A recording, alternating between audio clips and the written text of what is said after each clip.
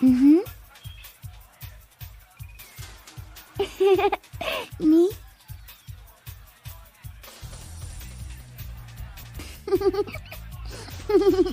Mm-hmm.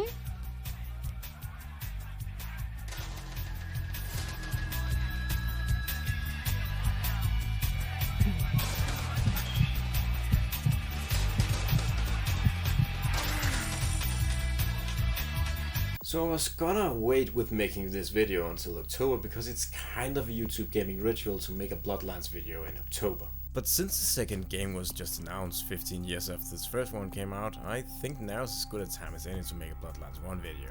And it has just been Fastelavn, which is basically Northern European Halloween, so yeah. Let's talk about Bloodlines. Oh, and I brought a friend to translate all the vampire terminology because there's a lot of that.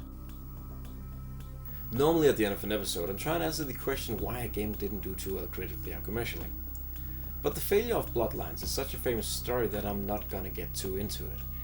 Just know that it was the studio's first 3D game, it was developed on an unfinished source engine, it went over budget and the publisher wanted to release it as early as possible to recoup their investment.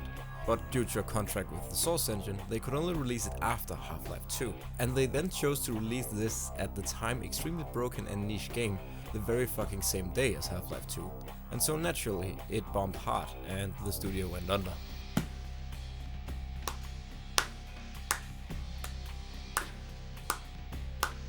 Yeah, solid business practice, right? Anyways, let's play some Bloodlines and talk about the game in its current state, 15 years after release. Let's get into it.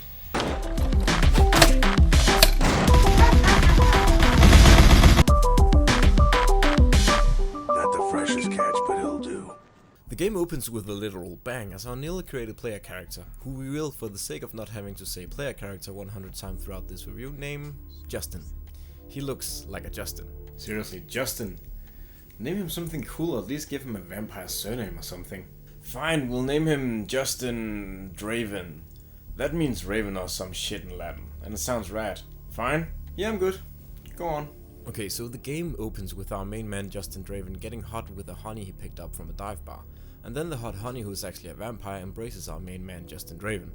The embrace is the act of turning a human into a vampire. Right, and as we're about to learn, embracing some rando like Justin Draven isn't allowed within vampire society, because this act is against the rules of the Masquerade. The Masquerade is the law that all vampires must abide by so that humans aren't alerted to their existence. Our couple is brought before the Camarilla, and Justin Draven's sire is sentenced to death for breaking the Masquerade. The Camarilla is the term used to describe organized vampire society. Our main man Justin Draven is about to meet a similar fate, but due to the outrage of the crowd, Prince Smugface over here decides to pardon Justin Draven at the last second and employ him as his agent instead. Prince Smugface then sends Justin Draven to Santa Monica on a mission to blow up a Sabbat warehouse. The Sabbat are a religious doomsday cult and the sworn enemy of the Camarilla. But before Justin can blow up the warehouse, he needs to find Prince Smugface's ghoul, Mercurio.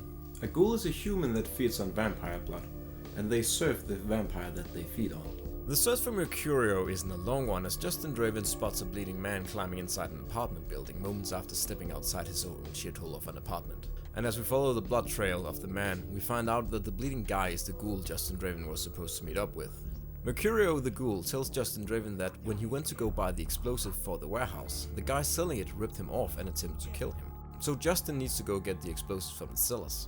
And this is the first chance we get to truly display our awesome vampire powers. Freeze, mother! Since Bloodlines is based upon a pen and paper RPG, the skills you can pick and choose from are a little different from what you usually see in a video game, but they can easily be divided into two categories. Skills for killing stuff and skills for avoiding killing stuff. Strength, dexterity and stamina are self-explanatory, they raise the stats that they would in an ordinary RPG. Brawl is your unarmed combat, dodge is dodge, firearms is your ranged combat, and melee is your melee weapons combat. The disciplines at the bottom are your clan-specific vampire abilities, and they work a little bit like spells in a normie RPG. I say a little because the health and mana system isn't like the ones you're used to. You play as a vampire in this game, and vampires are fairly durable, so things like knives and gunfire damage you, but not a lot, and it heals on its own over time. However, things like fire, vampire abilities and some specific weapons cause permanent damage and sometimes have to be healed either by feeding or using health packs. I think. Honestly, I've never used a health pack in the game, but I'm gonna take a wild fucking guess and say that they do heal you. Instead of casting spells with mana, you cast spells with your blood meter, which is basically a mana bar except that it only refills when you feed on a human or a rat or use a blood pack. As for the other skills that aren't related to combat, they are what I call social stealth mechanics, because that's kind of what they're used for. Because using these correctly and putting points into them unlocks a lot of options for how to approach a mission besides going in guns blazing. I could talk a bunch about all the different social stealth skills and the options that they unlock throughout the game, but since I'm kind of a jack of all trades player, I will actually be giving Justin Draven a lot of these skills throughout his playthrough. And I think it's a little easier to show you why these abilities are amazing instead of just telling you why they're amazing. So let's use our creepy blood magic to waste these goons and get the astrolite explosive that Mercurio needs. After getting the astrolite needed to blow up the Sabbat warehouse, Justin Draven heads back to Mercurio. Mercurio informs Justin Draven that he needs to find Bertram, a vampire that will take him to the warehouse he needs to blow up, but there is one problem. Bertram has gotten himself into a lot of trouble with the local Baron of Santa Monica, Therese Vorman, and has gone into hiding. So in order to get to Bertram, Justin Draven needs to settle the beef between the two. As Justin makes his way to Therese's club, he runs into the seductive Jeanette, and the two of them have a flirtatious encounter to say the least. You smell new, little boy. Making his way upstairs to meet Therese, we can overhear that Jeanette and Therese are sisters, and that they are not getting along. So after witnessing that awkward exchange, Justin naturally pretends like nothing happens and asks Therese if there's any way to settle the beef between her and Bertram. Therese informs our main man Justin that there is no way in hell that she'll settle his beef. She is ideologically opposed to the concept and will never reconsider. Unless Justin does a series of side quests for her, because this is an RPG. Our main man Justin Draven, determined to make something of himself in the vampire world, accepts the side quest and heads off to a haunted hotel to perform an exorcism. An exorcism is Everyone knows what an exorcism is, dummy. Stick to the vampire specific stuff. So as Justin makes his way through the haunted hotel to get the pendant he needs for the exorcism, I'm reminded of something. Vampire the Masquerade can be scary as fuck. And by scary I don't mean that the game just has a scary setting and spooky moments. Lots of games like the Elder Scrolls series and even the Zelda games have spooky sections. But with those games, the gameplay never really changes and the spooky experiences stay within the theme of the game. In Vampire the Masquerade, the game actually uses mechanics and methods lifted directly from horror games, and it works to great effect. Things start flying off the walls, light bulbs explode, fires erupt, scary women run through hallways, and occasionally you'll hear a blood-curdling scream. And this mission, along with a couple of others in the game, managed to get some pretty good scares out of me, even though I've played these missions many times. As Justin finds the pendant he needs and I get a fresh change of underwear, we leave the hotel behind and head back to Therese. Back at the club, Therese isn't there, but Jeanette is. We were explicitly told to only give the pendant to Therese, but look at Jeanette. Who could say no to a scantily-clad sexy vampire lady? I probably could, but Justin Draven's undead vampire dick has a mind of its own, and before I know it, the pendant is already in the hands of sexy Jeanette. Oh fuck. Justin, being the dummy that he is, somehow manages to agree to do a job for Jeanette, and after slashing up some paintings at a local art gallery and fighting a blood demon, we head back and find out that Jeanette threw the pendant in the ocean, making the exorcism impossible. And that the exhibit at the art gallery was arranged by Therese, and that we just tanked her entire construction project at the hotel as a result. Oh fuck. But all is not lost, because Justin, wanting to salvage the situation, agrees to head to the diner to mediate a meeting between the two feuding sisters and help them settle their dispute. Heading into the diner, we discover that the meeting was a setup and that Therese has sent a gang of thugs to take down Justin. Justin Draven, being the big dick vampire that he is, makes short work of the thugs and heads back into the club to confront Therese. But heading back to the club, we find out that things are not what they seem. The two sisters that we have been working for are not sisters, they are the same person, one Malkavian vampire. Malkavians are vampires of extreme brilliance, but that brilliance comes at the cost of their mental sanity. And in Therese's case, the mental disorder she suffers from is dissociative identity disorder, and her mind has split into two distinct personalities. Personalities that are aware of each other, but not always aware of each other's actions. Apparently, these two individuals have by this point been feuding for centuries, and Justin unfortunately just happens to get involved as their conflict boils over, and it's up to Justin to decide what sister dies and what sister lives. Justin, being Justin, of course sides with Jeanette, and then she kills off Therese.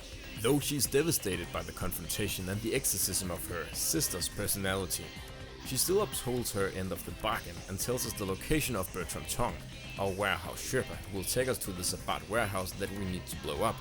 After Justin successfully battles the Sabbat at the warehouse and blows it up, we head downtown to meet up with Prince Muckface and get to our next assignment.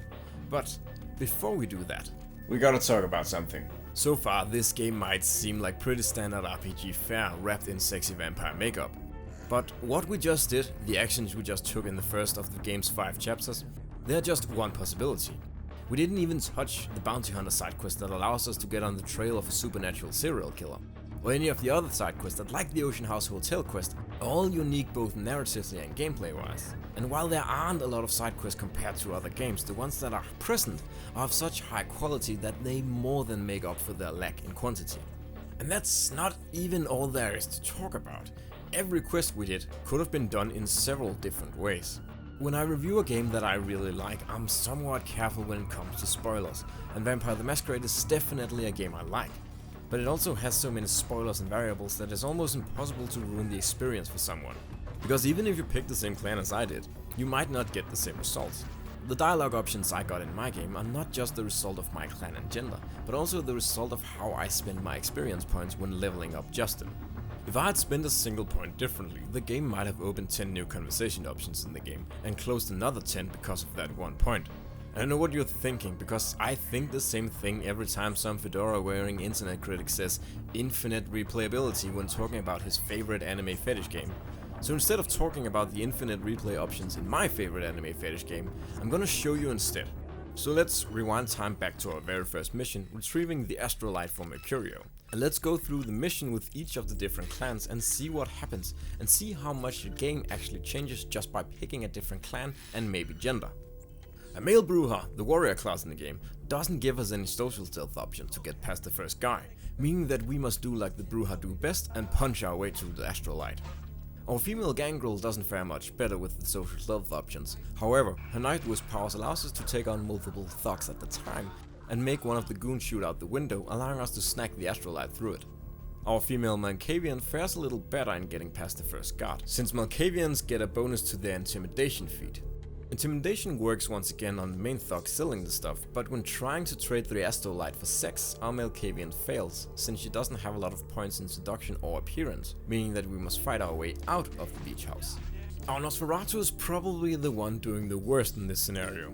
Even getting to the beach house is a chore, since a Nosferatu's appearance is so gross that even walking past a human can incur a masquerade violation. And when we finally do get to the beach house, the guy outside won't even talk to us since our Nosferatu is so hideous looking. However, being so hideous looking does have its upsides, as this clan is physically stronger than most others. Our Toreador passes the first guy with ease using a little seduction. And while the main thug selling the astrolite does like our appearance, our manipulation stats just aren't high enough, and we quickly blow our cover, forcing us to do like the Malkavian did and fight our way back out. Our Tremere, despite being a female, doesn't get any romance options on the first guy due to low points in the needed stats, and must instead use her blood magic to fight her way through the beach house. Lastly, our Ventru female doesn't get 1 but 3 options when encountering the guard outside, and when talking to the main thug selling the astrolite, we not only get a positive response to our appearance, but we also, because of our increased points in the various social stat options, get the opportunity to seduce the main thug, have him send out his goons, and give us the privacy to kill him quietly, take the astrolite, and then just stroll out the beach house without raising any alarms. As you can see, just picking a different clan and gender gave us very different options in how to approach the first quest in the game. And that was just with our base stats. As the game progresses, more and more possibilities open up as you spend points in the skill trees you want, and this combined with the backstory options means that there are endless possibilities and endless replayability. The entire first chapter that we just played through with Justin would have been very different if we went with one of our other created characters, as each NPC encountered in the game reacts differently to whatever set of variables your character possesses. And for the next 4 chapters and until the end of the game, this will continue to be the case. Kinda. There is some bullshit later on in the game, but we'll talk about that when we get to it. Right, where were we? Right! Justin just blew up the Sabbat warehouse and is heading downtown to meet Prince Mugface. Prince Mugface gives Justin his next assignment, to go to a docked ship and get the information on the current sarcophagus, which supposedly contains the body of an antediluvian. Antediluvian means before the flood, and using the term to describe a vampire refers to a vampire that existed and survived the Great Flood. Some vampires believe that if they come back, it is a sign that the vampire apocalypse is upon the world. The Gehenna. The mission we're given marks the point of the game where it actually opens up for real. In Santa Monica we did the usual RPG thing and did a few mandatory side quests in order to progress the main quest, but after we arrive in downtown, the game is from here on out mostly open to us. We can go directly to the Elizabeth Dane mission and continue the main quest and completely ignore all the other quests available downtown. And while the side quests have a little impact on the ending of the game, they are self-contained and can be skipped without any real sort of penalty. But if I had been a smart man, I would have stuck around and done a few of them before tackling the Elizabeth Dane, since that mission requires a few specific skills to get the best outcome. You see, every mission in the game can be completed with whatever clan and build you have, but some missions have optional side objectives like not getting detected or not killing anyone, and completing the optional stuff can get you extra rewards like more skill points, cash, or in the case of the Elizabeth Dane mission, get you a sweet apartment downtown. But since I'm not a smart man, I didn't guide Justin Draven through the seedy underbelly of downtown LA to do a few side quests to get the proper skills, and as a result, Justin couldn't talk his way past the cops on the ship and ended up making quite a mess, which Prince Mugface didn't like too much.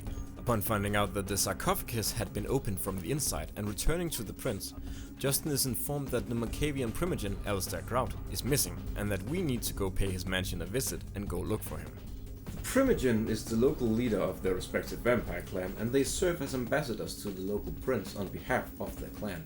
Upon arriving at the mansion, we run into Nines Rodriguez, the man that saved us from execution at the beginning of the game, and the leader of the Anarchs of Los Angeles. The Anarchs are a loosely organized faction that oppose the class divide within Camarilla society.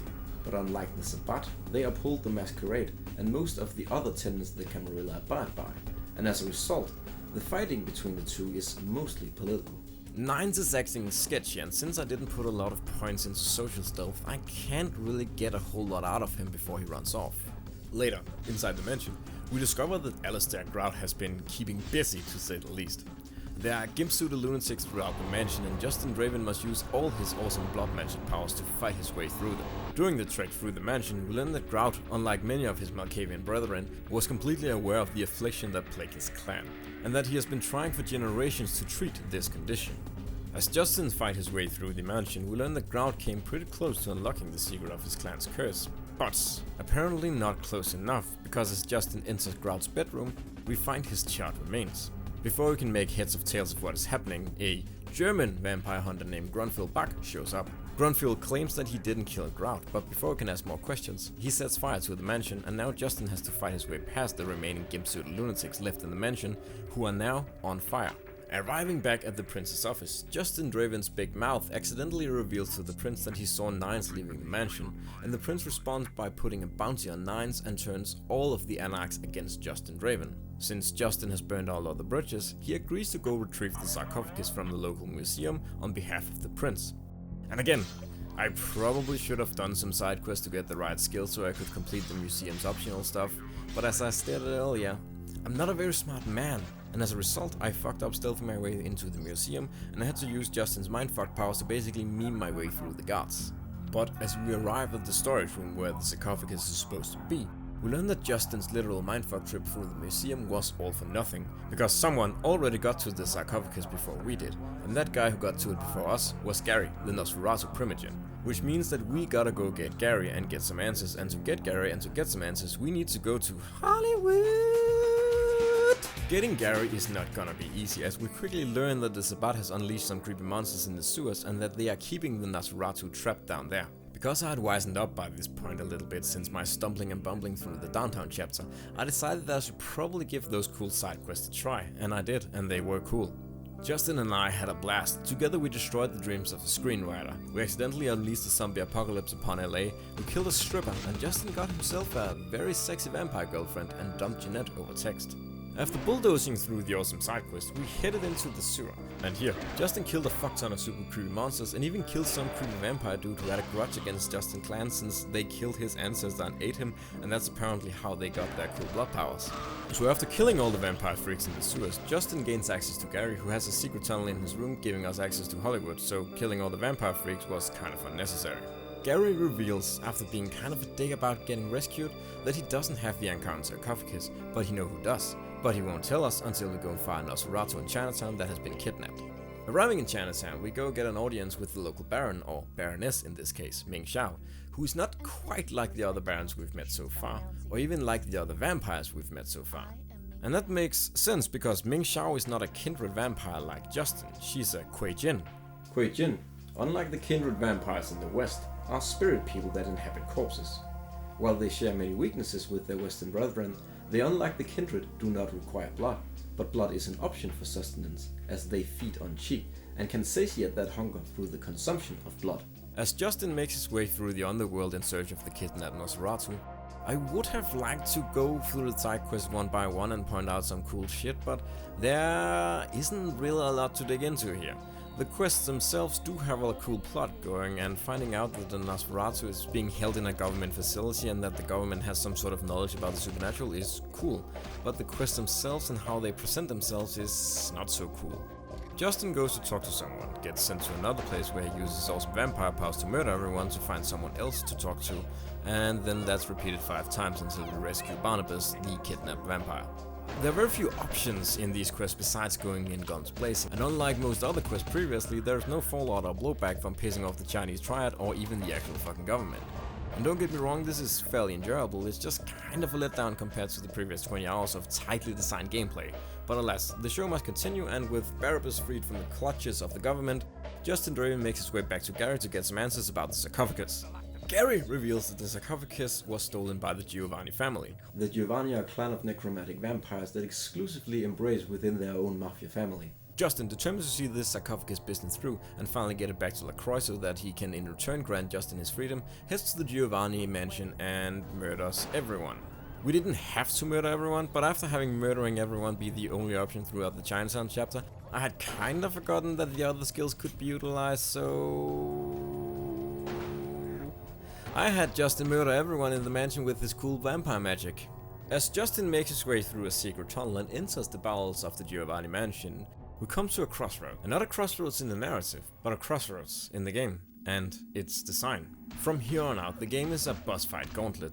There won't be many if any social stealth options to get through the game from this point, and therefore I suggest that if you get to this point in the game, you should make sure to have firearms and melee leveled up to max. Vampire powers can also be a good idea, but beware that from this point on, you're gonna be facing a lot of enemies that aren't human, making feeding not an option. So while vampire powers are good, they should be secondary to your physical weapon skills. Right, with that out of the way, you can continue our descent into the bowels of the Giovanni mansion, where Justin finds the sarcophagus to be guarded by 2 Kuei Jin vampires, who claim that their leader Ming Xiao has formed an alliance with LaCroix. That sounds fishy, so Justin kills the 2 Kuei Jin vampires, after dying a dozen times in the attempt to do so because I had not leveled my weapons and melee skills up to max before going into this fight. Justin returns the sarcophagus to LaCroix downtown, but a vampire scholar named Beckett informs Justin that in order to open the sarcophagus they need to get an expert in the field, and that expert just so happens to have just been kidnapped by vampire hunters led by that German vampire hunter that we met at Grout's mansion. Because of course, nothing should be easy in this game. So Justin, being the big dick go-getter that he is, heads off to the vampire hunter's hideout and murders everyone there with vampire magic except for Grunfield because his boss fight is kind of weird and requires the use of guns. And then he gets the archaeologist and learns how to open the sarcophagus, but also finds out that the key has been stolen, which of course it has, because nothing should be easy in this game. Returning downtown, Justin finds out that while he was gone, the Sabbat raided LaCroix's offices, and Justin needs to go take care of them at their secret hideout. Because of course he needs to. Nothing in this game should be easy. Justin Draven stocks up on ammunition and heads to the Sabbat hideout, and murders his way through all their soldiers. Deep in the bowels of their stronghold, Justin finds out that their leader, the freaky vampire he killed in Hollywood, is still alive somehow. So Justin kills him again, in 1 second, with a flamethrower. Because someone read up on vampire lore and found out that vampires really don't like fire. Exiting the building, Justin is approached by Ming Xiao, who reveals the truth behind the arrangement that she made with LaCroix. Among other things, we learned that she killed Grout because he knew too much about something, and that when we met Nines outside Grout's mansion, we were actually talking to Ming Xiao using her shapeshifter powers, which was the reason why he was acting so weird. When Justin confronts LaCroix about this, LaCroix denies it but agrees that the bounty on Nines should be lifted, and he tasks Justin to go make a deal with the Anarchs so that they can team up with the Camarilla to take down the Kuei Jin. Justin finds Nines hiding in Griffith Park, but before he can make any plans, they are attacked by a big-ass werewolf. And the werewolf bit is not fun. It's supposed to show the player that there are things lurking in this world that are so big and bad that the player can't hope to stand a chance against them. But what this section actually boils down to is finding a place where the werewolf can't one-hit insta-kill Justin and just stand there for 3 minutes until the timer runs out and the game lets us escape, which we do. Editor's note. There is a way to battle the werewolf, but I'm an idiot and I didn't try to run into the observatory next door to initiate the takedown sequence. During our daring escape from the one-hit werewolf, we run into Jack, who informs us that LaCroix has betrayed Justin and issued an execution order on him for allegedly framing Nines on behalf of the Kuei Jin. Justin, not wanting to go down easy, jumps into a cab and prepares to make his next move. In the cab, we find out that the cabbie who has been driving us around the entire game actually knows everything that's going on, and his dialogue presents us with a bunch of choices on what to do. I feel that no one has really had Justin's back in this game, so I'm gonna have our big dick boy kill both Ming Xiao and LaCroix, and so we go do that. First stop is Chinatown to get the sarcophagus key. Here, Justin literally rips a bunch of ninja monks apart with his vampire magic and confronts Ming Xiao. Ming turns into a big snake monster and she and Justin battle it out. However, being a big dick vampire boy by this point, Justin comes out victorious with the key. With the key in hand, Justin makes his way downtown and prepares a final assault on LaCroix's offices. After climbing the floors of the high-rise and facing off a literal army of LaCroix's goons, Justin confronts LaCroix's right-hand man, the strange vampire known only as the Sheriff. After Justin kills the Sheriff, and then kills him again after he turns into a huge bat, we finally come face to face with LaCroix and stab him in the gut. After killing the Sheriff and confronting LaCroix, Justin realizes that he wants nothing more to do with this sarcophagus business that has consumed his entire undead life. And he walks out of LaCroix's offices like a boss. And as he leaves the building, we see an injured LaCroix insert the key and open the sarcophagus. But the sarcophagus isn't home to a powerful vampire lord.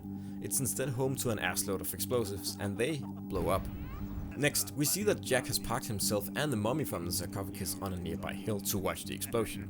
And as he sits there and laughs, the strange cabbie who totally knows about vampires walks up behind him and says, "The blood of Cain controls our fate. Farewell, vampire." And that's the end of the Justin Draven saga.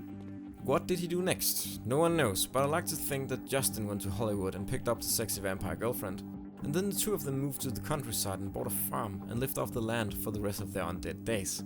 Maybe they even had a couple of little vampire babies. Who knows? So that was Vampire the Masquerade Bloodlines, a game that still, 14 years later, holds up surprisingly well.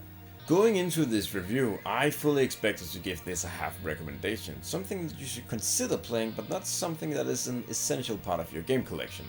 But honestly, I was wrong. This review might seem like a huge spoiler fest, but as I alluded to earlier, each playthrough is different, and I'm almost 100% sure that your experience, regardless of what clan and skills you pick, will be wildly different from mine. And yeah, I didn't like the last leg of the journey. Chinatown felt underdeveloped and everything after that was just a bourgeois gauntlet. But I didn't like it because it wasn't good. It's a fine part of the game, it's just a real letdown when the game had spent the previous 20 hours making me feel comfortable with experimentation and had rewarded me when I used my brain to come up with creative solutions. So yeah, play the thing I just played, it's good, it's kind of a masterpiece. Not kind of, it's a masterpiece. There's literally nothing like it. Well, maybe not literally, but the ZX has some comparisons, but never mind. Go play the thing I just played, it's a masterpiece, there are very few games like it. Bye! Bye bye!